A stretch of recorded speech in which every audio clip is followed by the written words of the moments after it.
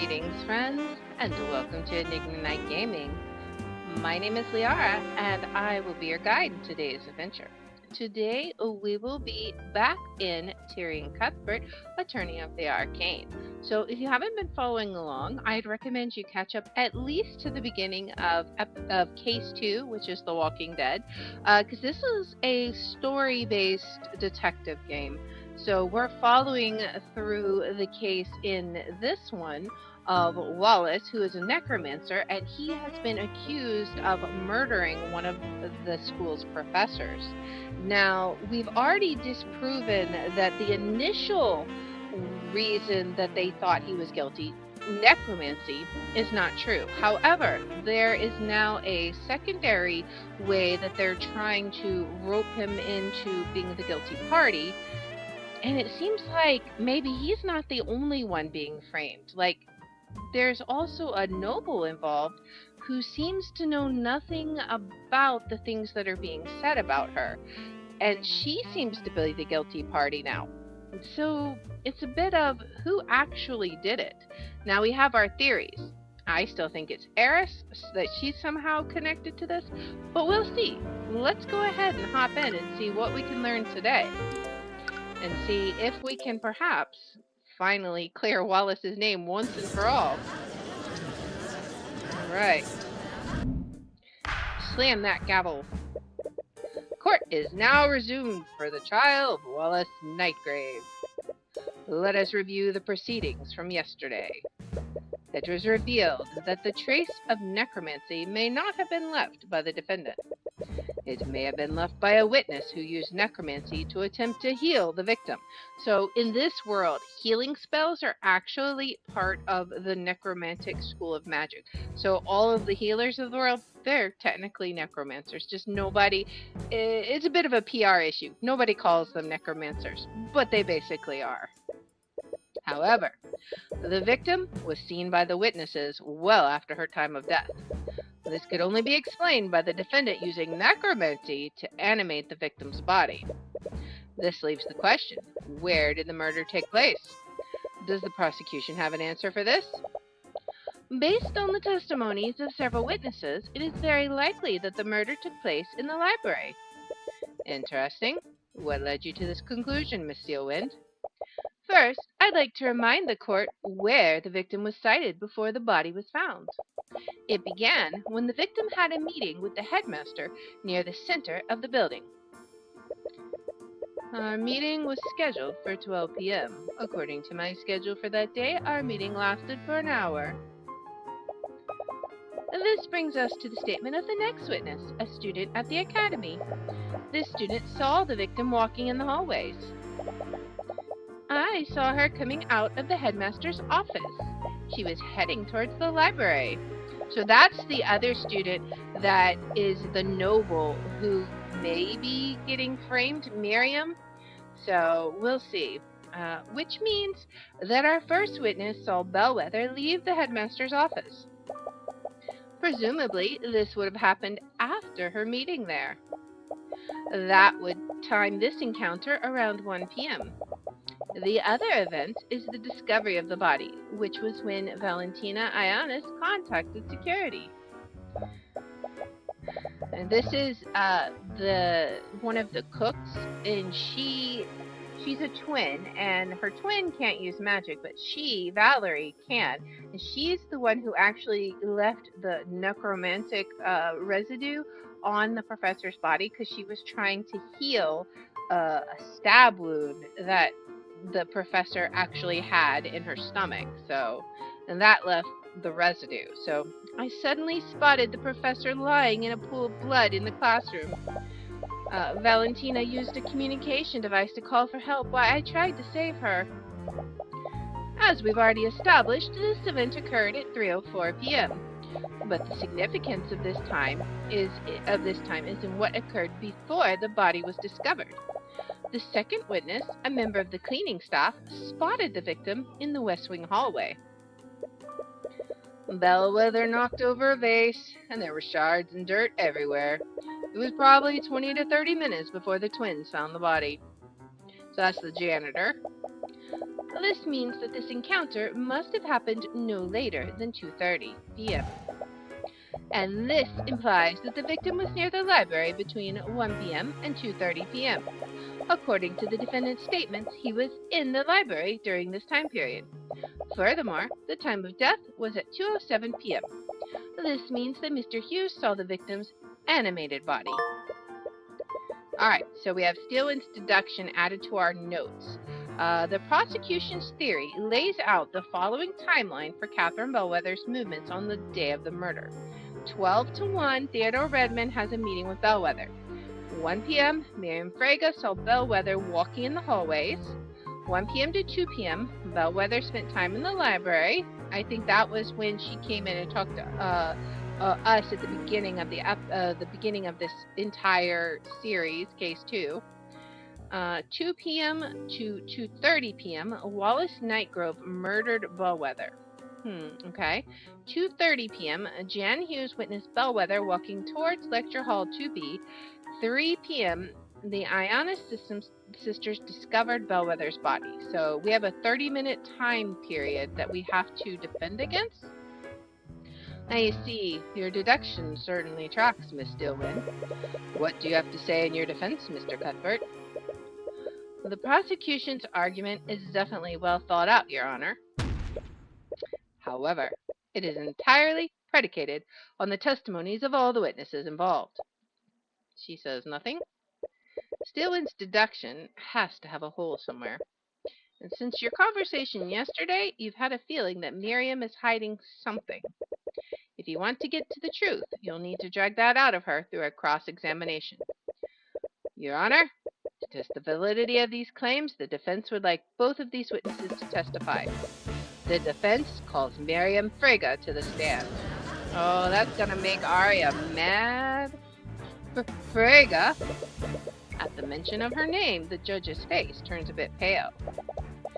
I had a feeling it would come to this. Do you have any objections, Miss Steelwind? I do not, Your Honor. Very well. Bailiff, please escort Lady Frega to the stand.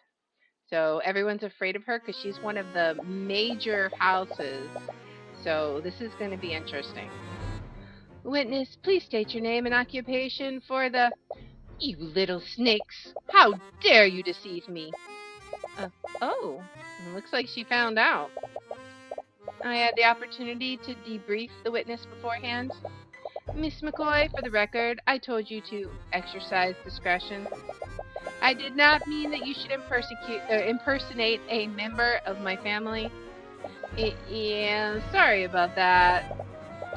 I gave you all of the tea that I imported from the Eastern Kingdoms. I demand that you return it to me.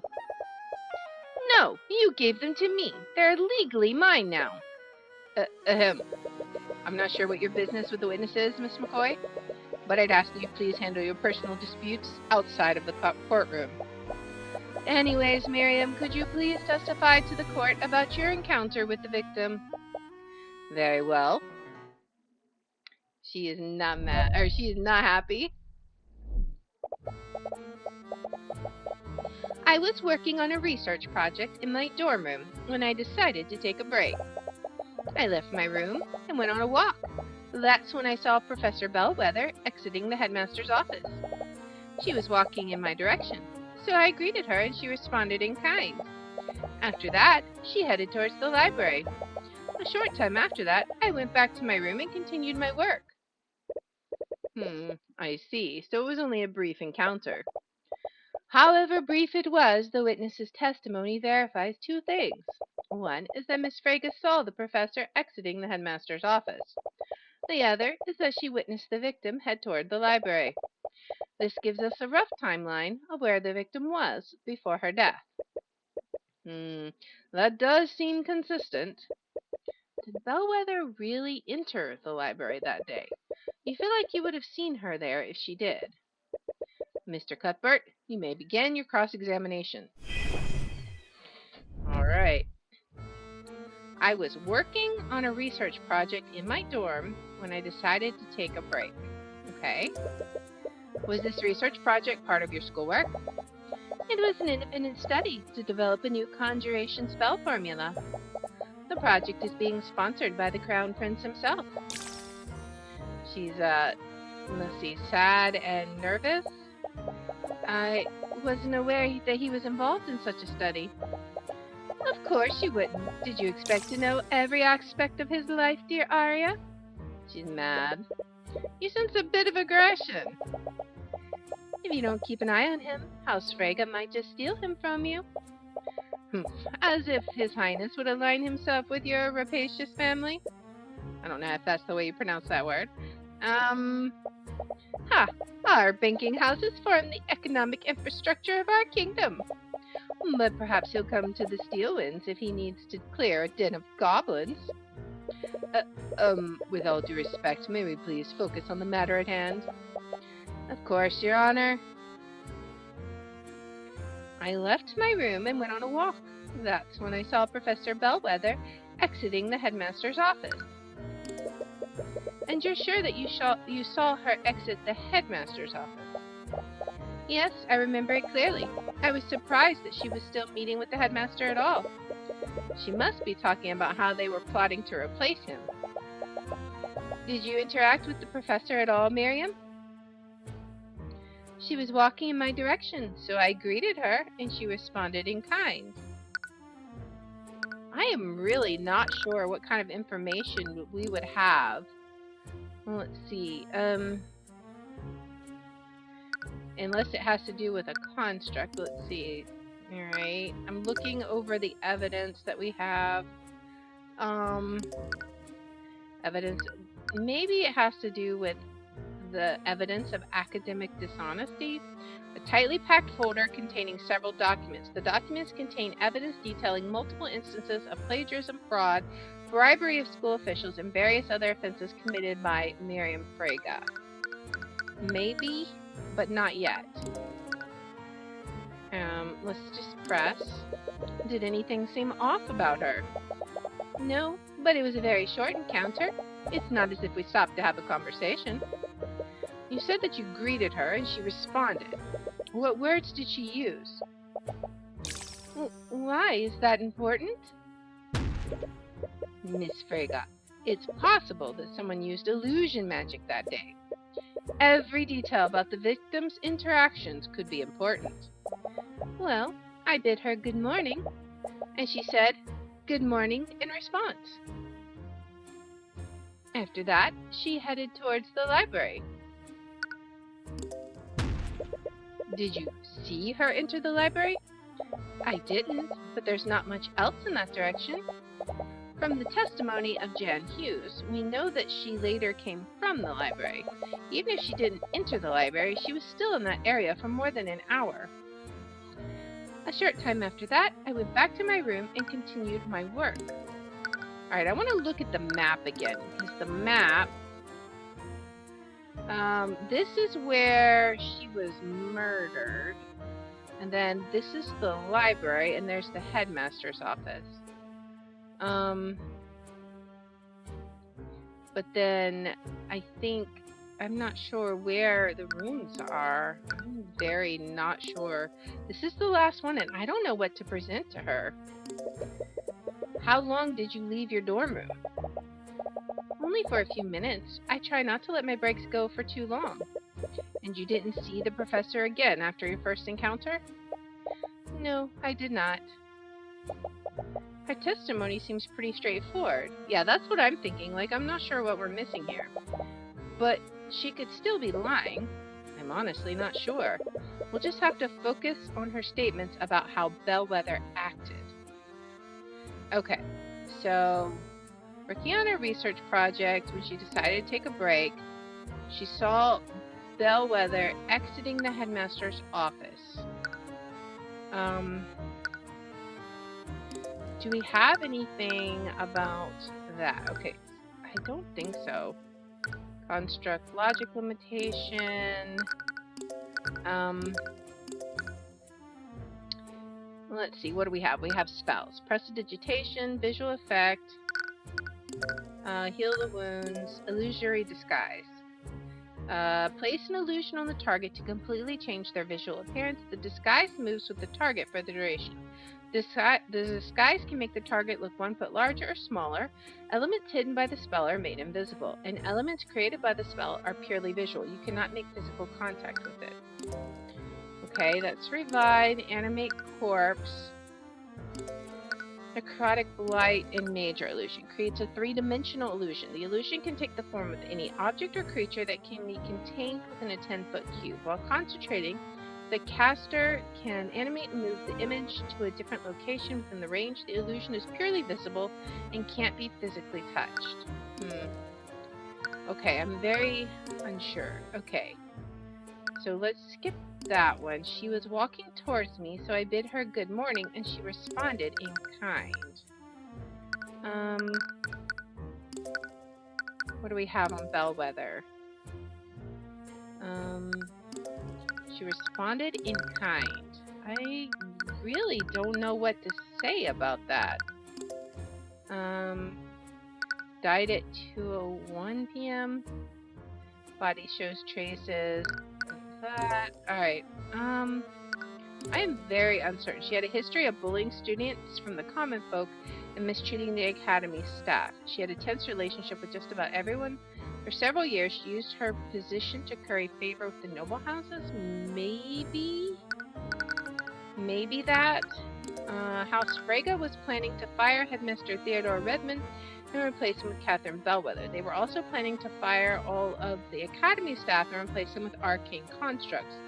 This was supposed to be a secret, but according to Jan, Bellwether revealed this plan to the headmaster during a meeting a few weeks ago. Maybe? I have no idea.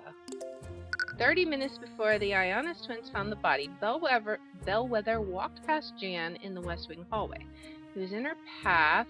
She knocked over a vase, yelled at him to be quiet, and then she walked to Lecture Hall 2B. The Bellwether witnessed by Jan Hughes must have been disguised with an illusion. In addition to that, whoever he saw that day was physically there.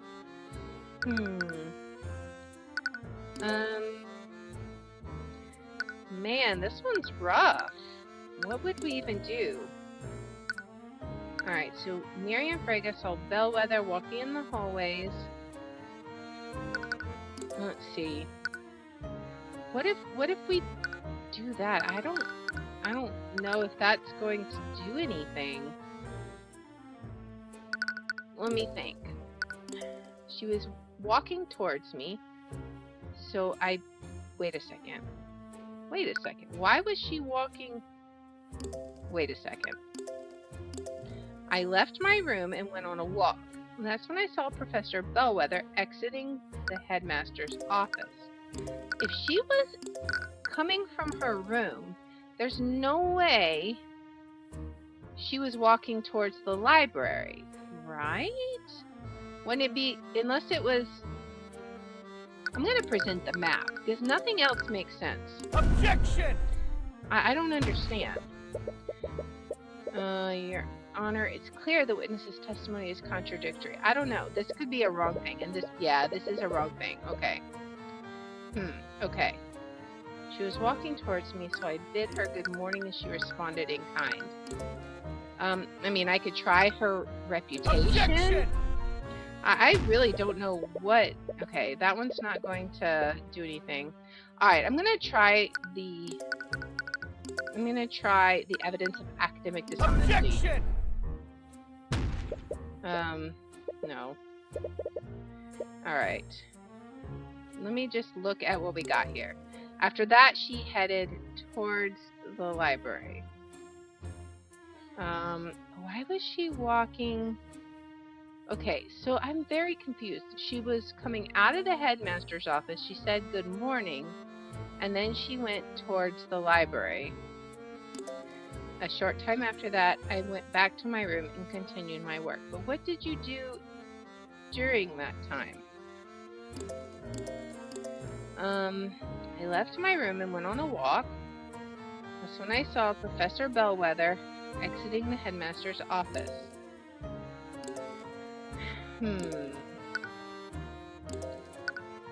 Okay, I'm really not sure. Headmaster activated. Alright. What do we have? With the exception of... Alright. She appears to be conducting the investigation single-handedly. Rapier covered in blood. What else do we got? They're putting... This is supposed to be kept a secret. Arcane constructs have a order. Well, let's see. A short time later. I'm not sure. Stain inside the blood, or there's a stain of blood inside the locker with Miriam Frega's ID number. Okay.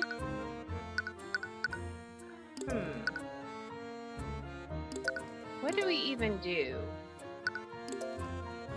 Let's see. If she died at 2:01, that would be like, I don't know, maybe we like put Steelwind's deduction up because Bellwether spent time in the library. So sometime between this time, she didn't see her again. Objection! Was that it? It was. Okay. Miss Frega, if I recall correctly, you have a habit of getting absorbed in your work. So much so that you'll even lose track of time of day. Yes, but what does that have to do with my testimony? Earlier in today's proceedings, the prosecutor made the following argument. Our first witness saw Bellwether leave the meeting with the headmaster. That would time this encounter around 1 p.m. Miss Frega, if you had said good morning to the professor, oh, okay, that's right, you would have been mistaken, because that encounter could have only happened during the afternoon. And your point is? You said it yourself, Mr. Cuthbert. The witness simply lost track of time. What the witness said isn't what's important here. The significance is in what the professor said in response. She had just come out of a meeting that was scheduled for noon. She would be well aware that it was no longer morning, so why would she respond good morning? Wouldn't she have corrected the witness? Their encounter was extremely short, and the victim's mind may have been preoccupied. She could have easily have responded to the witness without thinking. I'm going to be honest, I kind of agree with her. It's not hard to believe that they were both confused about the time. It's definitely a stretch, but you still can't shake the feeling that she's hiding something. Every time you ask her about how Bellwether acted that day, the eye picks something up. There has to be something there. Miss Frega, you haven't been entirely truthful in your testimony, have you? That's absurd. What reason would I have to lie? It's such a small detail. Why does he even care? Every detail about how she acted is important, Miss Frega. What aren't you telling us? Mr. Cuthbert, you have no basis to accuse the witness of perjury. Yes, you will stop this at once. Miss Frega, you're lying about how Bellwether responded to your greeting, aren't you? It doesn't make a difference. All she did was yell at me. All she did was yell? Miss Frega, is it possible that Bellwether's response was less than friendly? Oh, what do you care? What difference does it make? Why is he being so persistent? My job is to make sure every part of your testimony is truthful. Every detail matters, no matter how seemingly insignificant. Mr. Cuthbert, you will stop this or I will find you in contempt. He's scared? He's scared of the nobles? The professor yelled at you, didn't she, Miss Frega? So what if she did? I mean...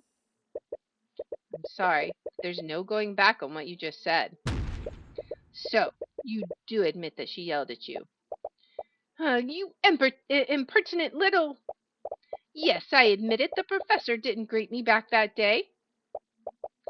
Oh, good morning, Professor. Be quiet. And then she's like, what? She yelled at me to be quiet. That's the same thing she told the janitor. Okay. But until then, we had always been nothing but courteous with each other. I don't know what got into her that day, but something put her in a foul mood. But that's it. Everything else I said was the truth. They'll believe me, right? I did see her come out of the headmaster's office and walk towards the library. That part is true. So she wasn't lying about that. So is that all, Mr. Cuthbert? What do you mean, is that all? You badgered this witness all so you could prove what exactly? The witness committed perjury.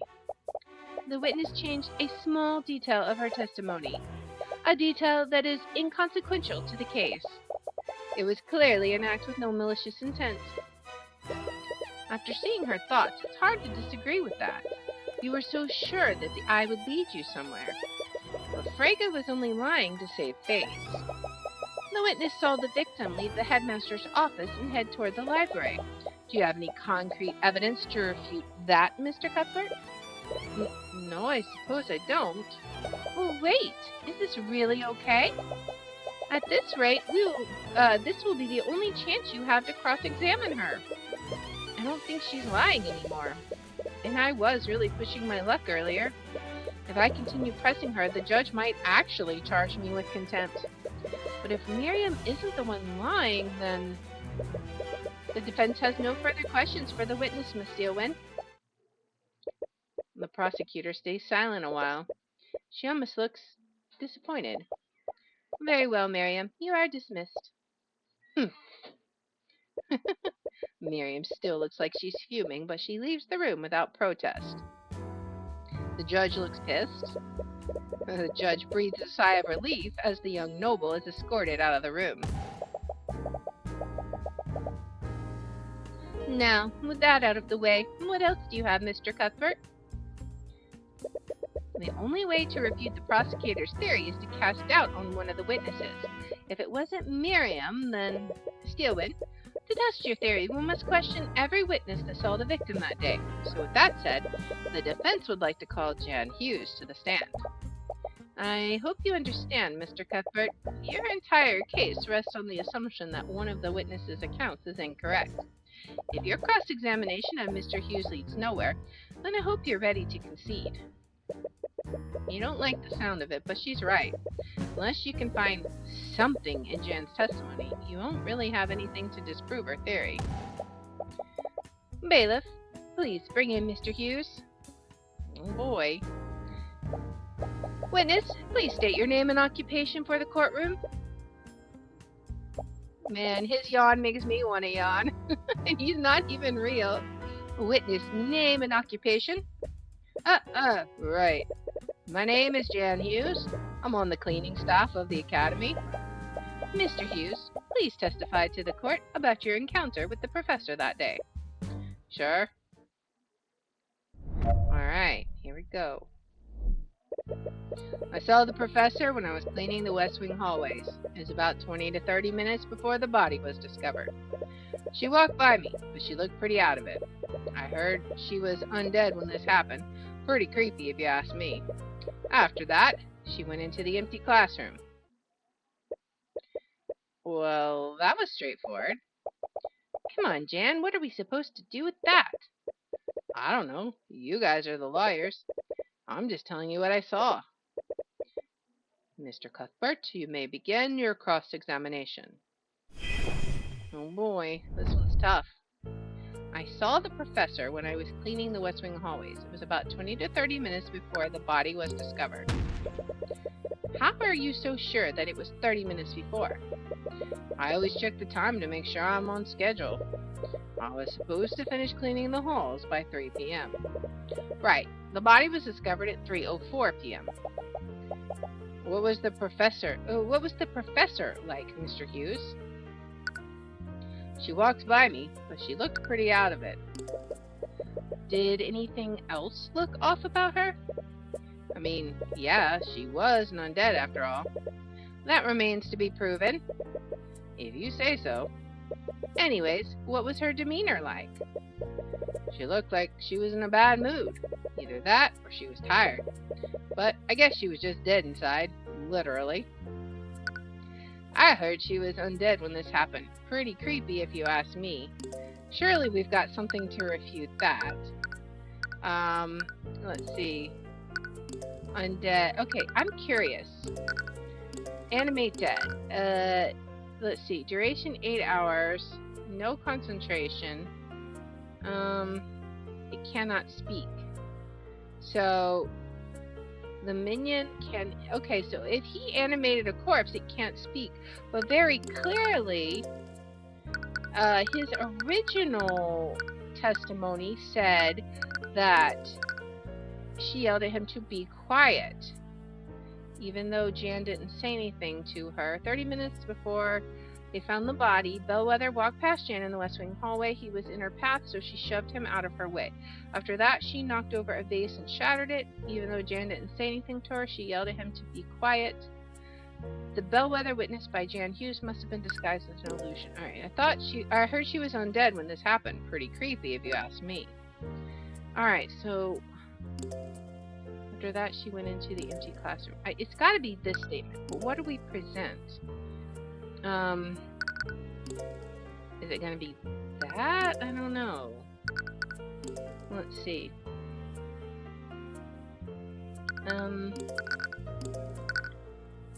Let's see. I'm seeing. I'm just gonna press. I'm gonna press the first time around. I believe you've forgotten a few details about what the professor did. Yeah? Sorry. It's hard to remember these things sometimes. Which details should you ask him for?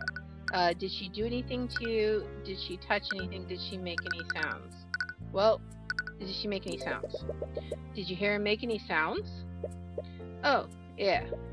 After she knocked over the vase, she yelled at me to be quiet, and I didn't even say anything.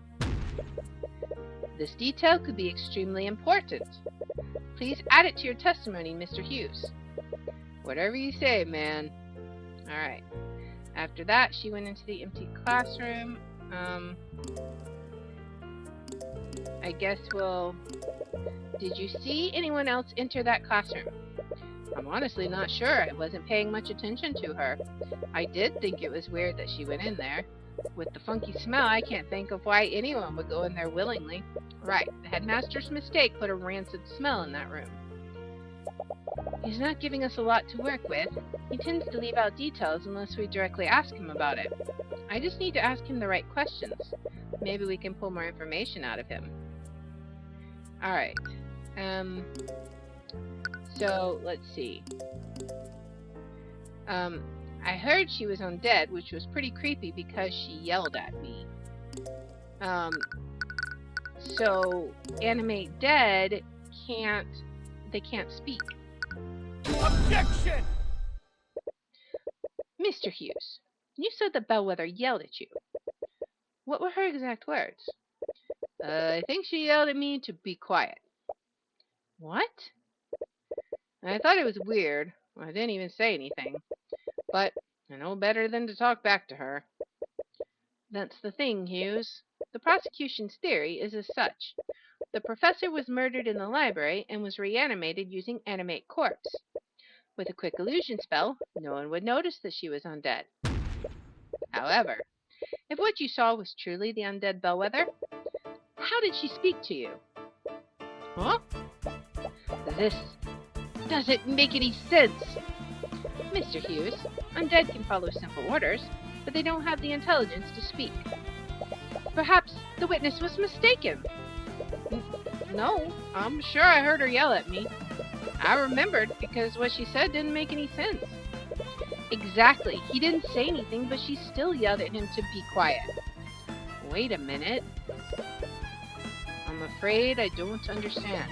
We've already established that the victim was dead long before her encounter with Mr. Hughes.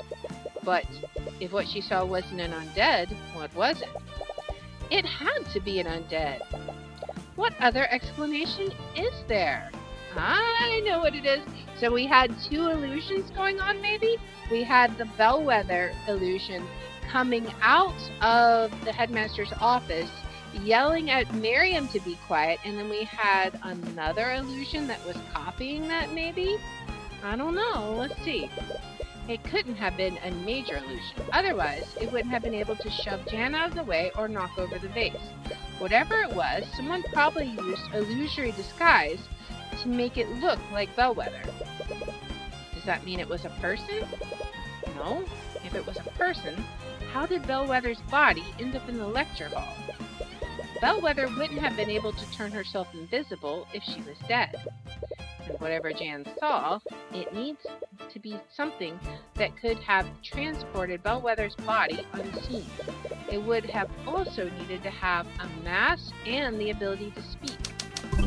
What created Bellwether's voice? Or at the very least, it needs to be something that can recreate Bellwether's voice. It's a construct.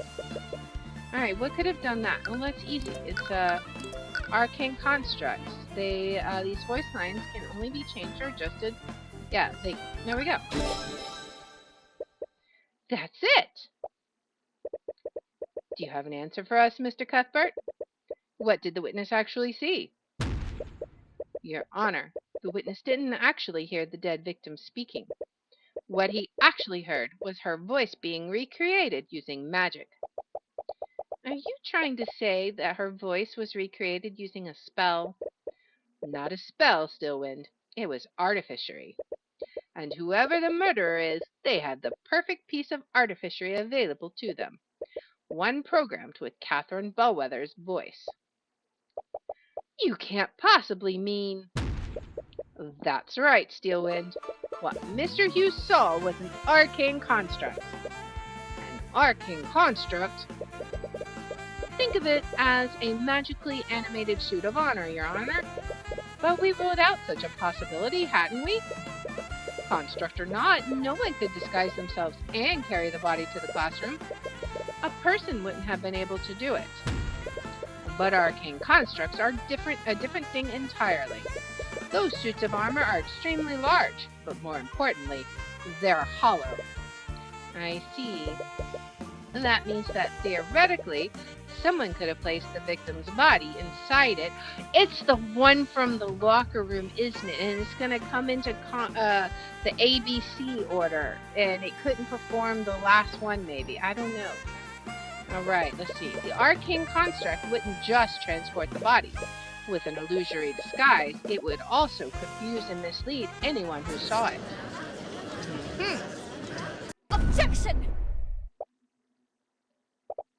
I commend your deduction, Mr. Cuthbert. I would never have considered that possibility. It's certainly plausible. But what does this prove exactly?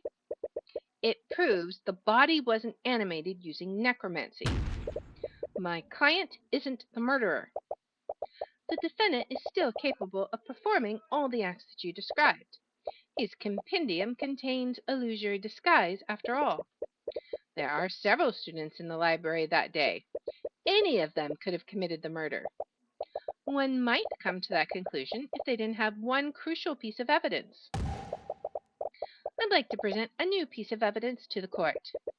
From under the table, her table, you see Miss Steelwind pull out the bloody rapier. Blood. Is that... Yes, Your Honor. This is the murder weapon. Oh boy. She was saving that for the perfect moment, wasn't she? This rapier was reported stolen by Miriam Frega weeks before the murder, and during the investigation, it was finally found in the defendant's locker. Wait! He was clearly trying to use one of her possessions in a paltry attempt to frame her. Why, he even stole her locker's nameplate and placed it over his. Dang it, that's not what happened. But honestly, it sounds more plausible than what really took place. We're basically back to square one, aren't we? Anyone could have told that construct to do all those things. Wait, anyone? Is that really true? The construct transported the professor's body, and someone used an illusion to make it look like her. They even used a pre-recorded voice to make the illusion more convincing. Who ordered the construct to hide the body? Could anyone have done that? Let's see. I think can't only the headmaster do it? Every command given to a construct is stored in its command log. However, this command log must be cleared regularly. The ones in the... Let's see. Who can... Alright, do I have something? Who ordered the construct to hide the body? Headmaster activated the Academy's lockdown system.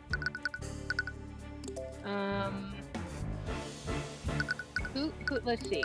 Construct, there appears to be an inactive arcane construct in the locker room. And I think that's the one that transported it. Does it say anything? They carry out simple tasks when ordered to. The ones in the Imperial Academy speak using the voice of Catherine Bellwether. These voice lines can only be changed or adjusted by the Academy headmaster. I don't know that it was the headmaster. Was it? Or was it Miriam? Miriam showed that she can do multiple commands, right?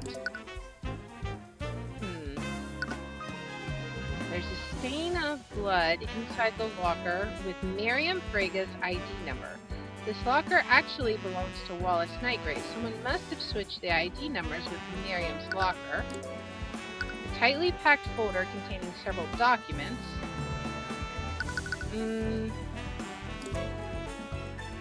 Who would be upset? Is it Miriam? Is it Eris? She's conjuration. Eris is illusion. Headmaster is illusion. I think maybe it's Headmaster covering for Eris. Maybe? Could it be? Who ordered the construct to hide the body? Would it be... Could it be the headmaster? I don't know. Let's try it. Okay. Several memories flood back to you. Mr. Hughes, you said the bellwether yelled at you. What were her exact words? I think she yelled at me to be quiet. She yelled at me to be quiet. But until then, we had always been nothing but courteous with each other. I don't know what got into her that day, but something put her in a foul mood. Alright. Oh, be quiet. Sorry. Be quiet. Eris begins giggling. She seems amused by what's happening. The construct's voice is just a series of pre-recorded messages. I'm not sure if you noticed, but it uses the voice of Professor Bellwether. Unfortunately, you can't make them say anything other than what's recorded. Only the headmaster can change those settings. And there's her evil face. No, it can't be him. What is it, Tyrion? Did you figure something out? I did. But is he seriously the one behind all this? Miss Steelwind, earlier you said that my client could have orchestrated this entire ruse. But that's simply not true. How so? Anyone could have ordered the construct to carry out the victim's body. Yes, but not everyone can change what the constructs are able to say. Only one individual has the credentials for that. Theodore Redmond, headmaster of the Imperial Academy. Oh my. Wait, you're not serious, are you? You think the headmaster did all this? No, I think he's covering. I don't want to believe it, but he's the only person who could have done it. That's completely ridiculous. Headmaster Redmond would never do something like this. Miss Steelwind, there's one common element between each of the witnesses' encounters with Bellwether. It's what Bellwether said to them. She yelled at both of them to be quiet. Miriam Frega was particularly surprised. She had a good relationship with the professor. But when greeted by the professor, Bellwether just shouted at her, almost as if the professor were responding indiscriminately. And recall her encounter with Jan Hughes. The professor knocked over a vase and shouted at him to be quiet immediately after, even though he hadn't said anything. She was responding to the sound of the vase breaking. Now let me ask you this, Steelwind. Where did Bellwether come from before she encountered Miss Frega and Mr. Hughes? Her meeting with the headmaster. Oh my. My goodness. It appears that the defense truly means to indict Theodore Redmond. If so, we have no choice but to take a brief recess until he can be brought here. Oh my. There's no need.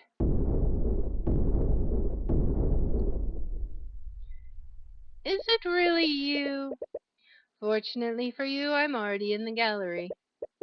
The headmaster stood up from the gallery seats behind you and slowly walked onto the witness stand. Has he been here the entire time? Now, please correct me if I'm wrong, Mr. Cuthbert. But do you think I am the one who committed this crime? I'm sorry, Redmond, but no matter how I look at it, everything I found points to you. No, there's no need to apologize. In fact, I should commend you on the lengths that you're going to defend dear Wallace. The court appreciates your understanding, Mr. Redmond. He's mad at her?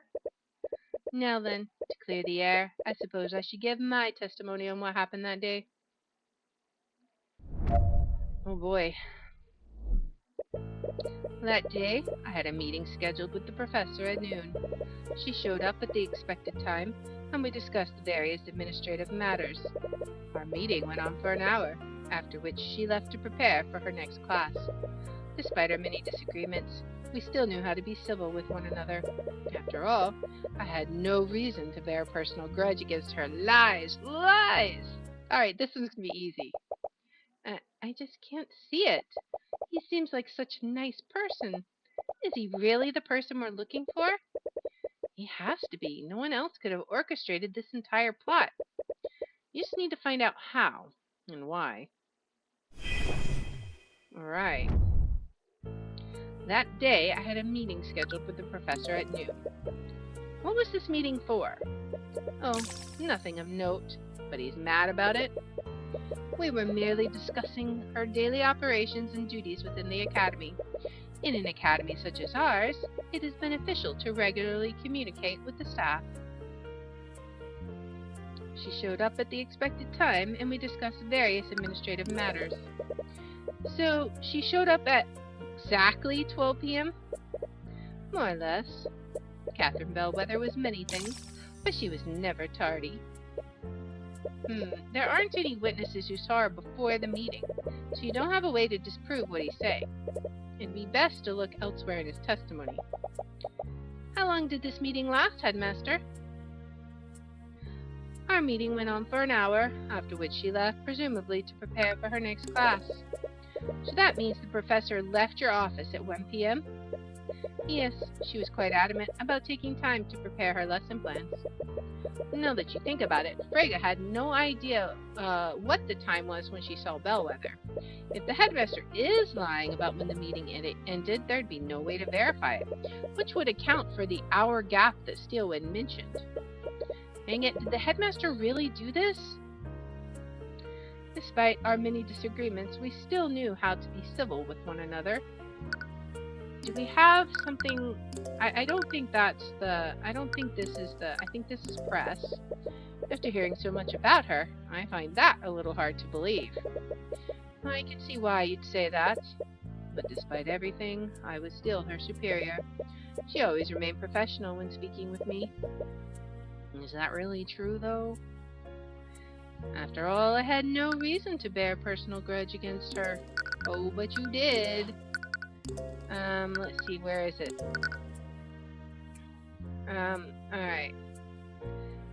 Bellwether revealed the plan to the headmaster. Alright. There we go, you did. Redmond, did you really hold no animosity toward Professor Bellwether? Of course not.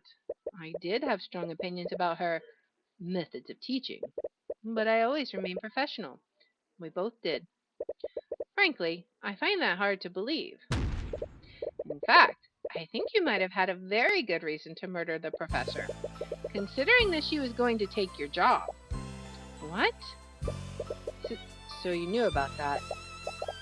I'm sorry, but I don't follow. Just how was the professor going to take the headmaster's job? According to Miriam Frega, Catherine Bellwether was currying favor with the noble families.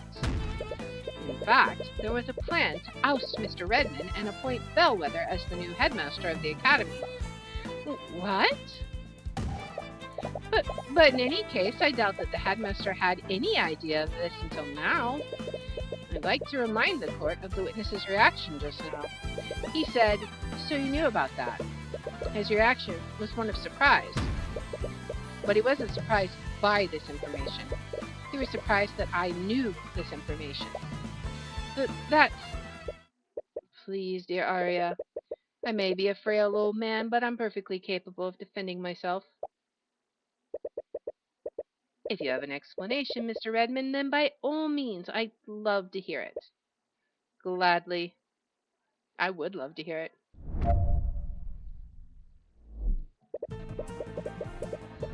It is true that I knew about Frega's plot beforehand, but I had only just learned about it. On the day of the murder, the professor told me about her plan. She was going to replace me as the headmaster and replace the staff with her arcane constructs. Now you might say that this would have given me the perfect motive to murder the professor. However, the supposed murder weapon was stolen from Miss Frega. This happened weeks before the murder and my discovery of the professor's treachery. I had no knowledge of their plan before she told me, and therefore I wouldn't have known to steal Miss Frega's weapon in an attempt to frame her. Oh, but you knew. Are you satisfied now, Mr. Cuthbert? There is no way that the headmaster could have come up with this plan. If he really did do this, that means he stole the rapier too, right? Most likely. His alibi makes sense. He couldn't have planned this whole thing unless he knew about Bellwether's plans. That would mean he knew about this weeks ago. How did he even find out? The best way to tell a convincing lie is to leave a lot of truths and only change one detail. Maybe Bellwether did tell him, but she actually told him weeks ago. The question is, how do you prove that? Mr. Cuthbert, you may begin your cross-examination. I mean, it's in the first statement, right? It is true that I knew about Frega's plot beforehand, but I had only just learned about it. But it said... Let's see. Where was it? It was in this? No. Where was it? Did we lose it? Oh, we don't have it? Okay, so we don't have that particular piece anymore? Oh wait, we do. But according to Jan, Bellwether revealed this plan to the headmaster during the meeting a few weeks ago. Objection! I mean... Okay, so that doesn't prove it? Okay. Well, let's just press him. So, you only learned about it recently. Doesn't that seem a bit too convenient for you? It may appear that way, yes. But... on the day of the murder, the professor told me about her plan. She was going to replace me as headmaster and replace the staff with her arcane constructs. That must have infuriated you. Your colleague betrayed you and attempted to steal your job. I'm only human. Of course I was taken aback. I've been headmaster of the Imperial Academy for decades.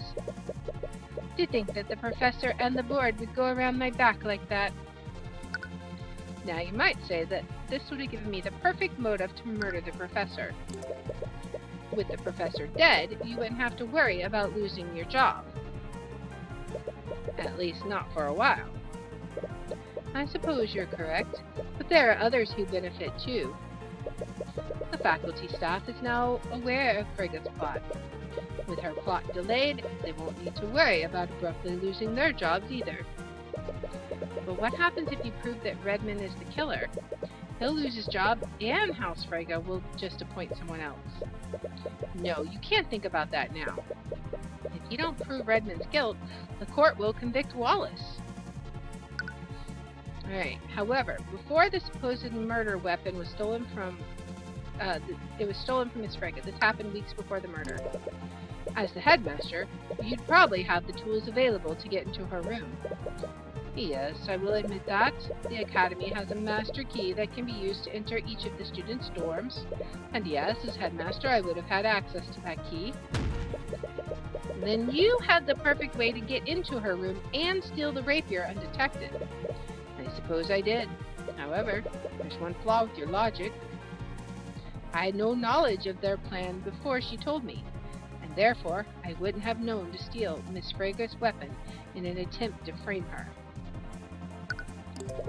It was my understanding that the Fregas wanted to keep this secret until the very end. Why would Bellwether, of all people, tell you about her betrayal? I imagined she wanted to taunt me with that information. We've long had our disagreements, and looking back, she may have resented me for that. And at that point, there wasn't anything I could do to stop her. Really? I thought you and the professor were on good terms. I thought so too. But I suppose it was all a facade. She was just biding her time until she could take my position as headmaster. He had to have known about Bellwether's betrayal weeks ago. Right? The question is, how do we prove it? Do we have something that proves he knew about it before the day of the murder? On the day of the murder, the professor told me about her plan. She was going to replace me. I mean, according to Jan, it was a few weeks ago. Objection! Okay, I had the right evidence. It was in the wrong place. Okay. Redmond, you keep saying that you didn't know about Bellwether's plots before yesterday. Do you still plan on standing behind that claim? Of course I am, because it's the truth. I'm sorry, Redmond, but you should really close your doors during your meetings. Well, what? Did someone see? It is true that Bellwether revealed her plan to you during one of your meetings. In fact, Jan Hughes happened to overhear that same meeting. But he only overheard the part where the staff would be replaced. And that's the strangest part, Redmond. According to Mr. Hughes, this meeting occurred weeks ago. You can't accuse the headmaster on perjury based on a rumor. Everything you've just said is based on secondhand information. Mr. Hughes distinctly overheard that the staff would be replaced with arcane constructs. That is too specific and too accurate to assume that he misheard a different conversation. The professor probably only revealed her plan for the arcane constructs. That still doesn't prove that he knew about her treachery beforehand. Professor Bellwether had no authority over the cleaning staff's employment. It wouldn't make sense for her to just reveal her plan for the arcane constructs. That would only make sense if he knew that Bellwether would be taking his job. So tell me one thing, Redmond. Why did you find the need to lie about this? Is it because you saw a need to protect yourself from my accusations? Redmond, I asked you a question. Did you murder Catherine Bellwether? What a fine mess this is. I'm not done. Not yet.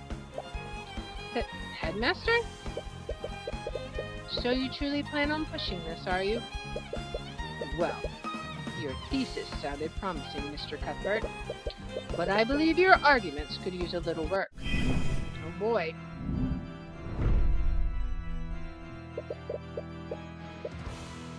You think I killed Catherine Bellwether? Me? I am an elderly man in his late 80s. I was alone and had nothing to overpower Bellwether with. I can barely walk, much less wield a rapier. But you had an arcane construct, right? Arcane constructs are suits of armor. Alright. Yeah. But you and Bellwether weren't the only people in that room, were you? You needed the arcane construct to carry Bellwether's body. That means the construct would have already been in your office. And with your privileges, you could have easily programmed the construct to stab Bellwether for you. Even so, think about what would have transpired afterward. Recall Miss Steelwind's timeline of Bellwether's witnesses. With your theory, the construct would have spent more than an hour in the library. Having it there would have risked my so-called ruse from being discovered. Luckily, Lady Frega can't tell night from day. I wouldn't have the construct linger around the library. Let's see. Uh, use this logic that use this against claims that contradict a piece of evidence.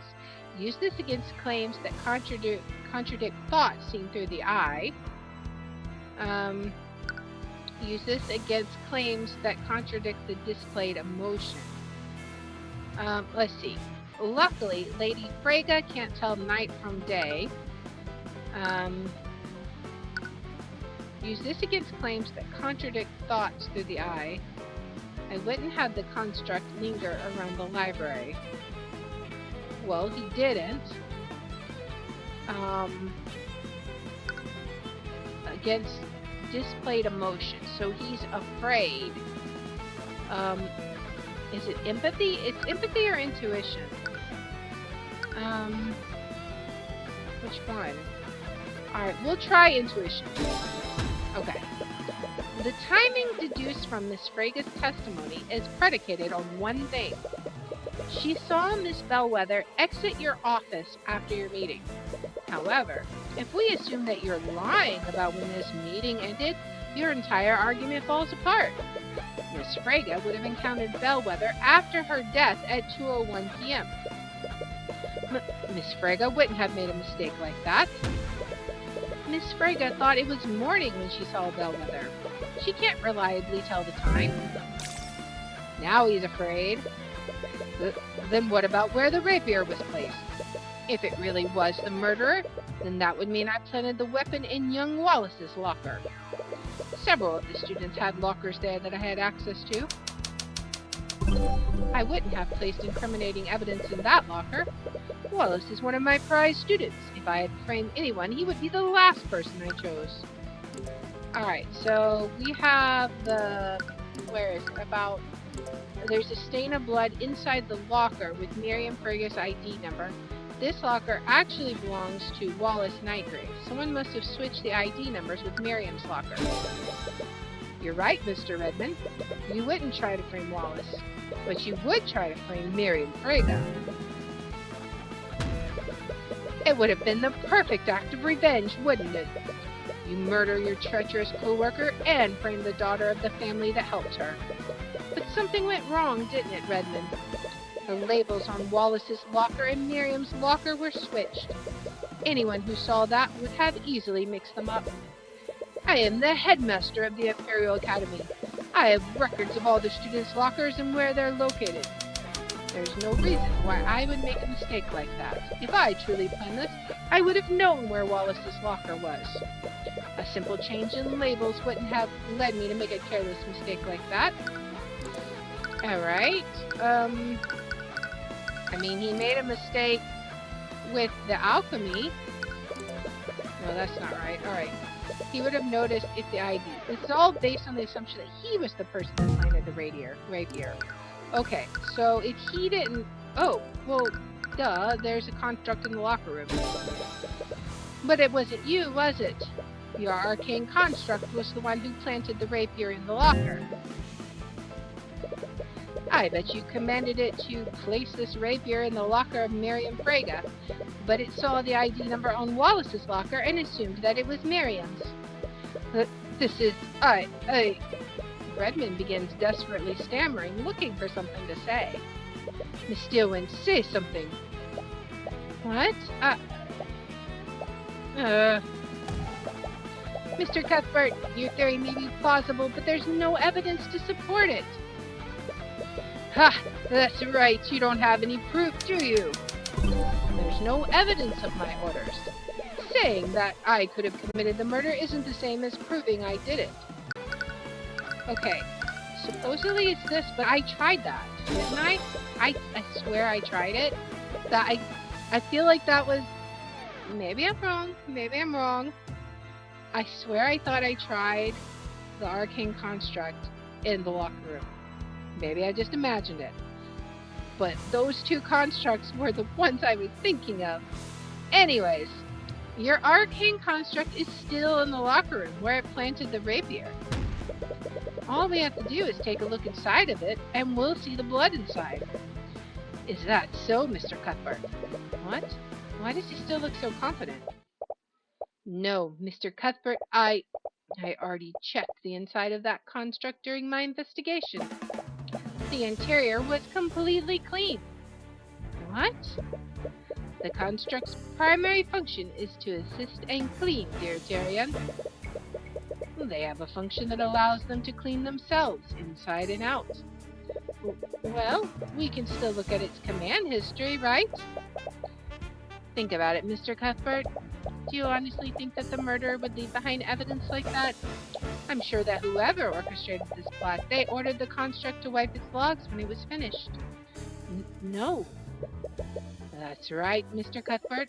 Your case against me is theoretical at best, but I suppose I can still give you marks for trying. Dang it, he thought of everything.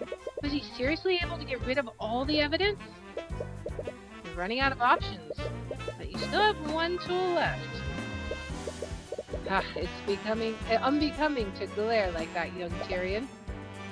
He's doing it again. Bring yourself back to the moment with Garrick Pierce. Think about what's at stake for Wallace, just like you did with Celeste. His life and his future are in your hands. Naught can remain concealed. All right, time for the empowered eye. All right. You activate the empowered eye again.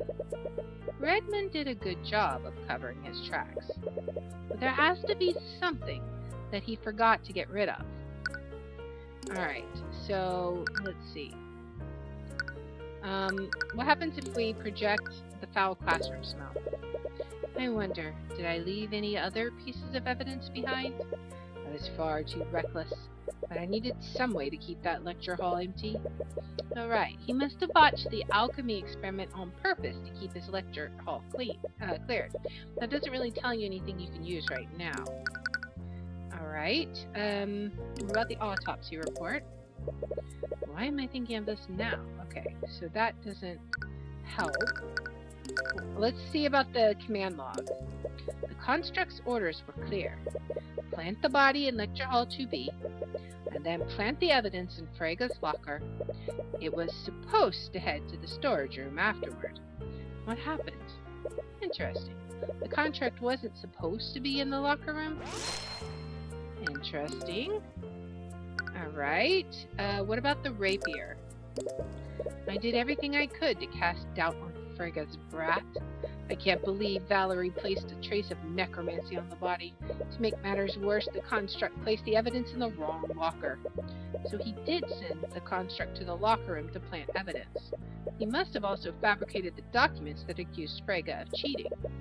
It was all to make her look like the murderer. But this doesn't give you anything new to work with. What about the documents? Alright. I did okay, so that is the same thing he just said. Okay. What else can we use? What about this? Okay, so we're not thinking about that. About the construct's actions. Evidence in the locker. Okay, same thing that he said before. Alright. What else can we do?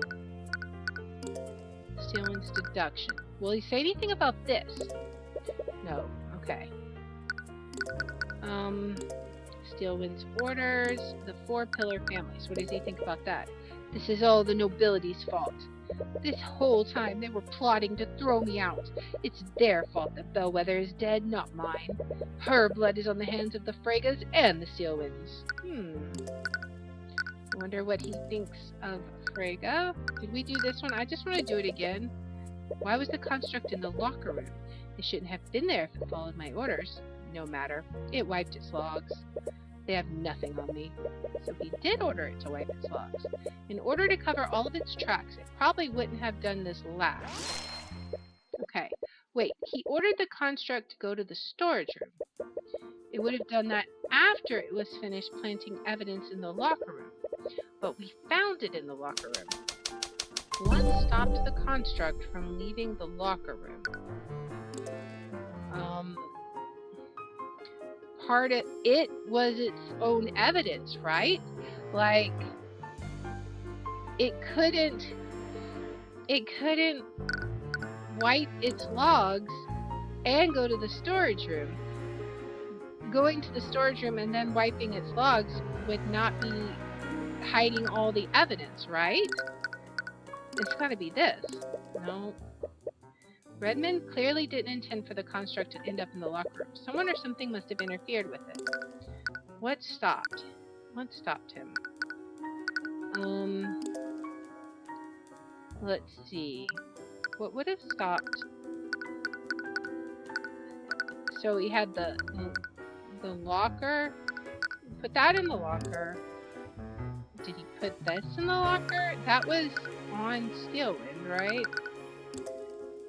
But he couldn't put... Okay, he dropped the body off.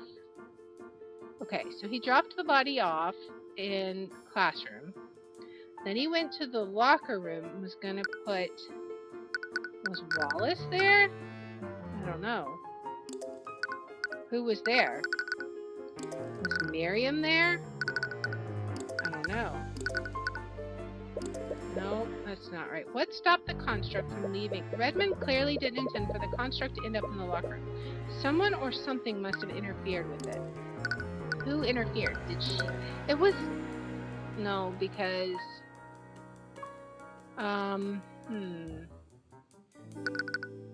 Something stopped the construct from leaving the locker room. What stopped?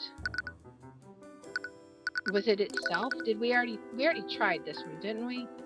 Yeah, we tried that. Someone or something interfered with it. Evidence in the locker. Was it? It wasn't this, right? No. Let's see. What do we have? Jan's statement, Steelwind's orders, the 4-pillar families, the lockdown. Was it the lockdown system? Maybe. There we go. Okay. The body was probably reported earlier than Redmond expected, and then the lockdown went into place, so he couldn't get out. This means he probably started the lockdown before the construct was finished in the locker room. How did the lockdown affect the construct's actions? Does this change anything? So that means Bellwether's body was planted. No. It was interrupted. Something. Series of commands. Redmond's series of commands was interrupted by the lockdown.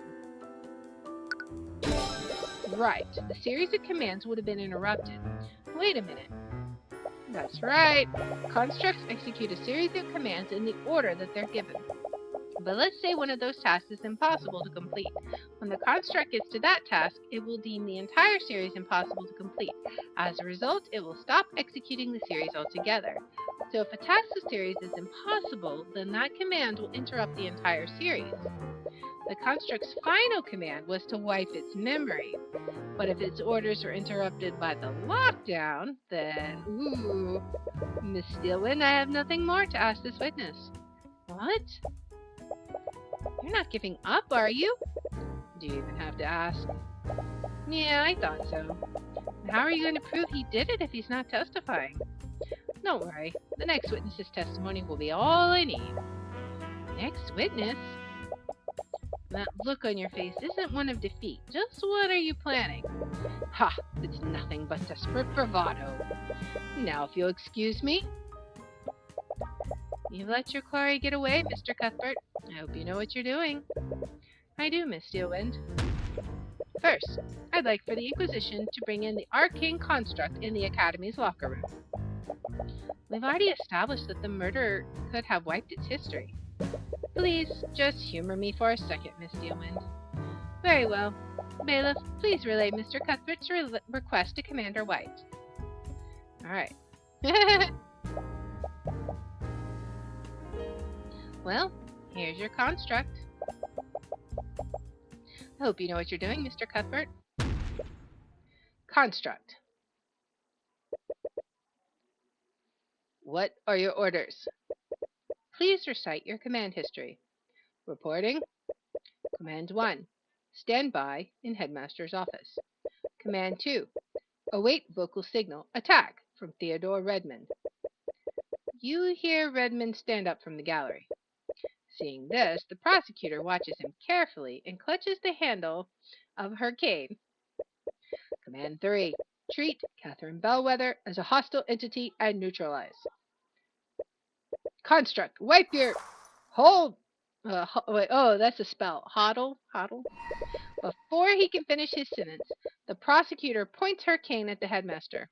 Magical energy shoots from it and collides directly with him. The magic wreathes around his body and stops him from moving. He's clearly trying to struggle against them, but it looks like he can't even move his mouth. Miss Steelwind? Excuse the interruption. Please continue. Command 4. Await vocal signal leave from Theodore Redmond. Command 5. Move to classroom 2B. Reply to any inquiries with voice line number 3. Command 6. Remove Catherine Bellwether from interior frame and place on floor. Thank you, Construct. You can stop now. I think we all know the rest. But just to be clear, who gave you this series of commands? Commands were provided by Headmaster Theodore Redmond. So now I'm curious how Eris fits into this because, I thought she was evil too. How? I ordered the construct to wipe its command history. Mr. Redmond, constructs don't follow the same logic the humans do. They're prone to error when their commands are impossible to execute. Impossible? In what way were my commands impossible? You were the one that made it impossible. You activated the lockdown system. The lockdown? The body was found earlier than you'd like. You had no choice but to immediately activate the lockdown system when it was reported. However, the construct was still in the locker room when you did this. So that's why it was there. The construct finished its task in the locker room, but then it tried to follow your next command. It tried to move to the storage room, but it was prevented from doing so. Completion of that command was impossible, so the series of commands was stopped before it wiped its history. You little...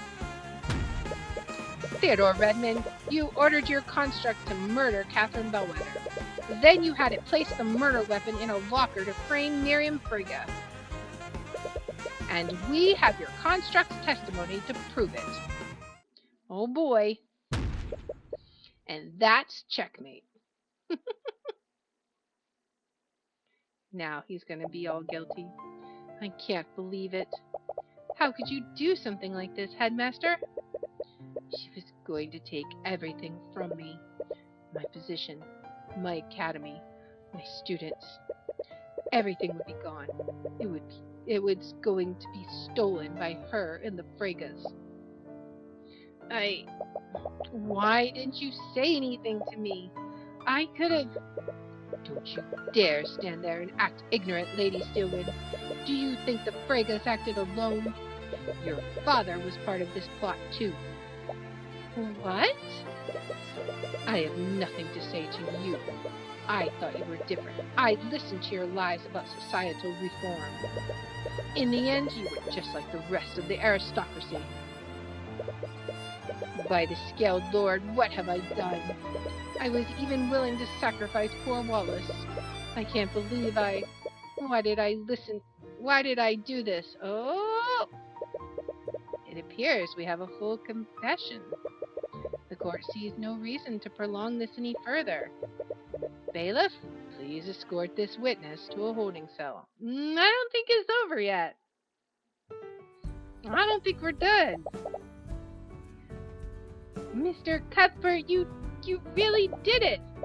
It feels amazing, right? Like a big weight lifted from your shoulders. It does, but I can't believe the headmaster was the one who did this. Right. Despite everything Redmond did, he was the one that allowed Wallace to pursue his dreams. I'm sorry. I'm sure this is bittersweet for you. What am I going to do now? Headmaster Redmond was the only reason I could even attend the academy. With him gone... Come on, don't think like that. You gotta quit it. I'm sure it'll all work out.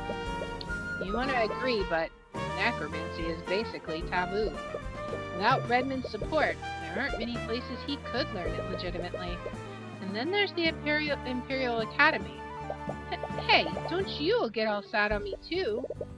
Sorry, I was just thinking. With Redmond gone, the Fregas will probably just appoint another sycophant as the headmaster. Valentina, Valerie, and Jan, they're all going to lose their jobs. Come on, you found the truth and you put a murderer behind bars. You saved Wallace. She's right. As you start to exit the courtroom, you're greeted by Miss Demora. Was she in the gallery this entire time? At the end of the day, you saved Wallace from a wrongful conviction. You should be proud of yourself for that. I suppose you're right. Maybe I am just overthinking things. But the doubt still lingers in your mind. Now, come on. I'm taking Wallace to that restaurant we went to last time. Do you remember how much that place cost? Don't worry, I have plenty of gold. Am I the only one on this team not making any gold? Why don't you meet us there, Celeste? I need to talk with Tyrion for a moment. All right. Let's go, Wallace. Okay. You activated the Empowered Eye again, didn't you? She doesn't appear to be praising you. I did? I didn't really have a choice. The Eye of Horus is a powerful tool, Tyrion. That's twice now that you've used the Empower Eye to get out of a tough spot. You can't keep relying on it if you want to grow as an attorney. One day, you'll find a witness that the Empowered Eye won't work on. It's worked for me this far, though. Thus far.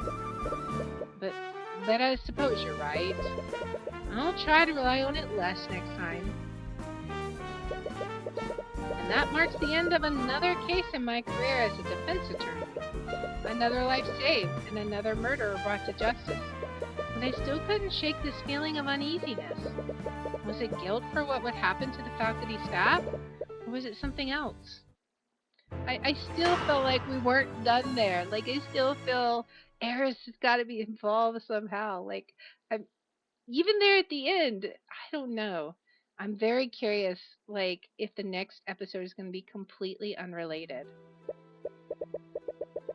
Man, Stillman has been talking with the perp for hours. What's there even to ask at this point? Turns out she doesn't trust his testimony. Something about his memories not matching up with the crime scene. You don't think he has mage blight, does he? No, it's not that. She found that darn symbol etched into his desk. Or what did she call it? The purple mark? Oh, for the love of... Not this again. Look, if the little lady wants to chase the boogeyman, just let her. At least this time she's doing it personally instead of dragging us into it. Cast sleep. Uh-oh. Hey! What's up with...